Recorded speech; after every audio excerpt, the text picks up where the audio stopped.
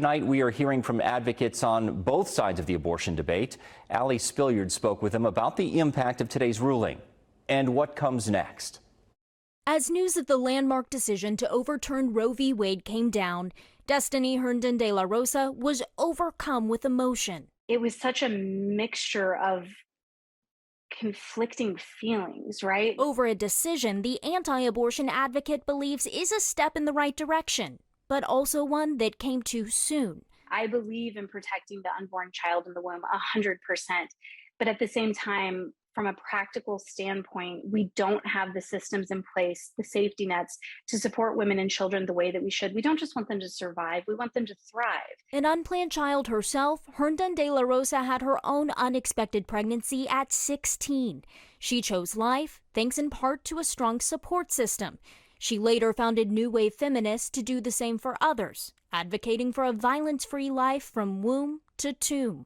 It has been optional for the last 49 years for us to be stepping up, helping women. And there's a lot of wonderful boots on the ground people, small organizations who have been doing this work.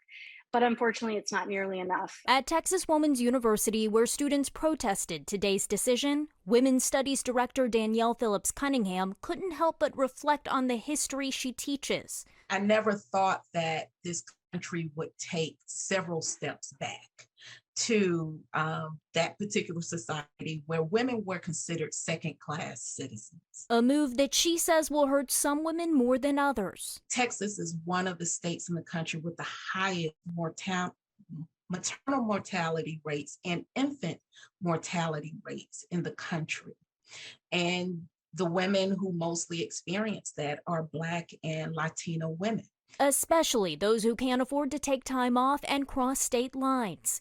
She encourages those disappointed by today's decision to make their voices heard. I really would like for young people to understand how much voting really means. While Herndon-DeLaRosa reminds those who fought for today that there's still work to be done. And I think that that's where people who have these pro-life convictions, you have to step up. We have to be there to fill in that gap because there are a lot of women who are desperately going to need it now in the future. In Dallas, Allie Spillyards, NBC 5.